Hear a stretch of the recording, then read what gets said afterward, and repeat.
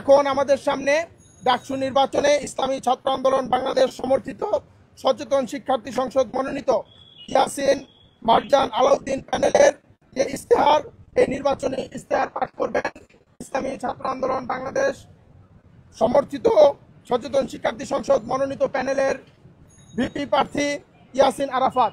ইসলামী ছাত্র আন্দোলন বাংলাদেশ ঢাকা বিশ্ববিদ্যালয় শাখার সাবেক সভাপতি, ডাকসু নির্বাচনে ভিপি প্রার্থী ইয়াসিন আরাফাত।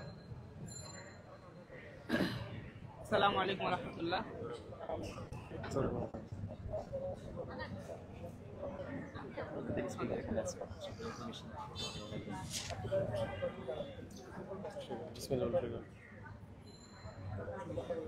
বিসমিল্লাহির রহমানির রহিম। মহান আল্লাহ তাআলার জন্য সকল প্রশংসা। প্রিয় নবী মুহাম্মদ সাল্লাল্লাহু আলাইহি ওয়াসাল্লাম এবং তার সাহাবাগণের উপর রহমত বর্ষিত হোক। বিনম্র সাথে স্মরণ করছি সকল মুক্তি সংগ্রামে আত্মত্যাগকারী বীর সন্তানদের। প্রিয় শিক্ষার্থী বন্ধু, আমাদের আত্মপরিচয়ের দুটি প্রধান অনুষঙ্গ হলো ভাষা ও সংস্কৃতি, আরেকটি হলো ধর্মীয় পরিচয়। ভাষা ও সংস্কৃতির দিক থেকে আমরা বাঙালি, আর গত 1 সহস্রাব্দ বছর ধরে আমরা মুসলমান। লালমনিরহাটে আবিষ্কৃত শিলালিপি থেকে জানা যায়, বাংলাদেশের সাথে ইসলামের সম্পর্ক 7ম শতক থেকে বিদ্যমান। এই দীর্ঘ সময় ধরে আমাদের এই ভূখণ্ডের মানুষের চিন্তা, চেতনা, বিশ্বাস, মূল্যবোধ, সংস্কৃতি ও জীবনধারার মূল তালিকা শক্তি ছিল এই যৌথ আত্মপরিচয়। তাই আমাদের দৃঢ় বিশ্বাস, বাংলাদেশ পরিচালিত হওয়া উচিত এই ঐতিহাসিক দুই অনুষঙ্গ অর্থাৎ ইসলাম ও বাঙালিয়ানার ভিত্তিতে। প্রিয় বন্ধু, বাংলাদেশের ইতিহাস প্রমাণ করে যে জাতি যখনই সংকটে পতিত হয়েছে, তখনই ছাত্র সমাজ অগ্রণী ভূমিকা নিয়ে সংগ্রামের অগ্নিশিখা প্রজ্বলিত করেছে। 1757 সালের কলেজের প্রান্তরে পরাজয়ের মধ্য দিয়ে যখন বিদেশি শাসনের শৃঙ্খল এই জাতির উপর চাপিয়ে দেওয়া হয়, তখন থেকে মুক্তির আকাঙ্ক্ষা আরো প্রবল হয়ে ওঠে।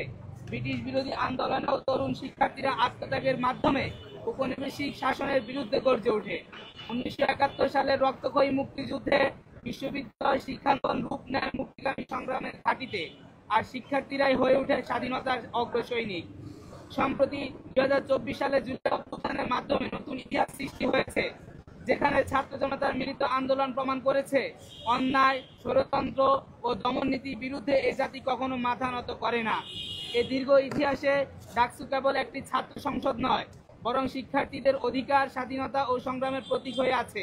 পলাশির ক্ষত থেকে মুক্তিযুদ্ধের বিজয়, ব্রিটিশ বিরোধী আন্দোলন থেকে সাম্প্রতিক গণ অভ্যুত্থান, প্রতিটি বাক বদলে ঢাকা বিশ্ববিদ্যালয় ও ডাকসুর নেতৃত্বাধীন ছাত্র সমাজ ছিল অগ্রভাগে।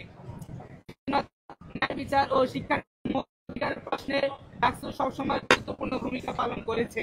প্রিয় শিক্ষার্থী, ইসলামী ছাত্র আন্দোলন বাংলাদেশ বিগত 34 বছর ধরে দেশের প্রতিটি ক্যাম্পাসে নিয়মতান্ত্রিক ও ধারাবাহিকভাবে কাজ করে যাচ্ছে।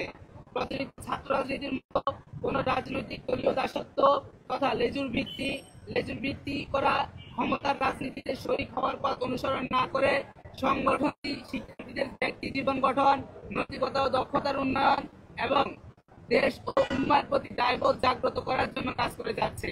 আমরা বিশ্বাস করি জ্ঞান, দক্ষতা, সততা ও দেশপ্রেম এই 4টি গুণই টেকসই উন্নয়নের প্রধান শর্ত। তাই দক্ষ, নৈতিক ও দেশপ্রেমিক প্রজন্ম গড়ে তোলাই আমাদের মূল লক্ষ্য।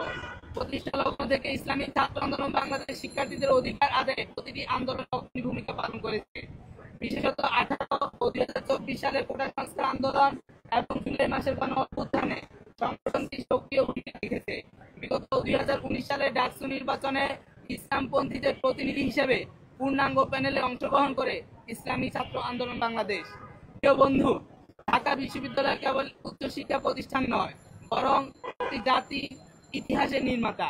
বাংলাদেশের রাজনৈতিক, সাংস্কৃতিক, অর্থনৈতিক ও জ্ঞান চর্চার ইতিহাসে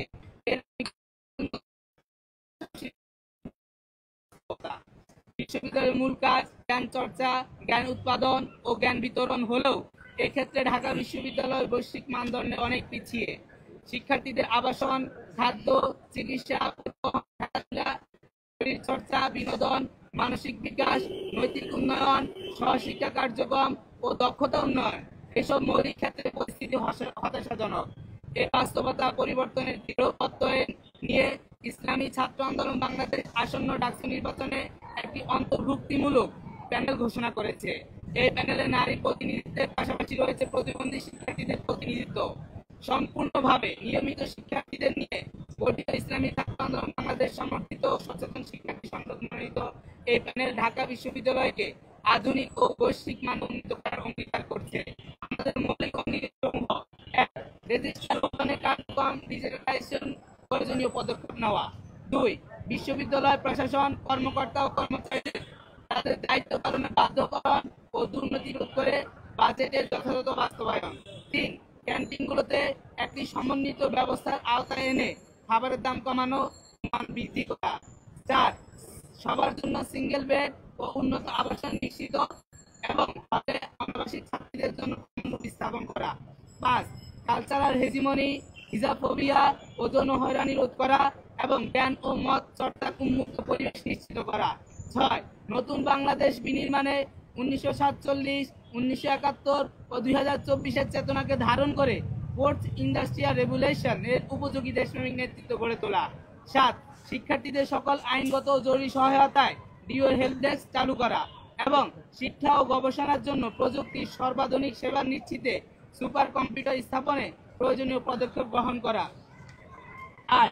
পরিবহন সংখ্যা বৃদ্ধি ও অ্যাপের মাধ্যমে রিয়েল টাইম ট্র্যাকিং ব্যবস্থা প্রবর্তন ও নিরাপদ ক্যাম্পাস নিশ্চিতের লক্ষ্যে যানবাহন ও বহিরাগতদের প্রবেশ নিয়ন্ত্রণ করা। ৯. লাইব্রেরি আধুনিকায়ন ও সম্প্রসারণ এবং ২৪ ঘন্টা লাইব্রেরি খোলা রাখার ব্যবস্থা করা। ১০. স্বাস্থ্য বীমার দীর্ঘ প্রক্রিয়া সহজীকরণ এবং আবাসিক হলগুলোতে ফার্মেসি স্থাপন করা। ১১. গেস্ট রুম ও র্যাগিং সহ সব ধরনের শিক্ষার্থী নির্যাতন রোধ এবং মাদক ও দূষণমুক্ত নিরাপদ ক্যাম্পাস নিশ্চিত করা। ১২. ক্যাম্পাসে নিয়মিত জব ফেয়ার আয়োজন এবং career solution centre, career guideline, internship ও স্কিল ট্রেনিং সেন্টার চালু করা। ইউরোপিয়ান একাডেমিক ফ্রেমওয়ার্কের ইরাসমাস স্টুডেন্ট মোবিলিটি এর ন্যায় বাংলাদেশে অনুরূপ প্রোগ্রাম গ্রহণ এবং এর ধারাবাহিকতায় তার দক্ষিণ এশিয়া বাস্তবায়ন করা। ধন্যবাদ আপনাদেরকে।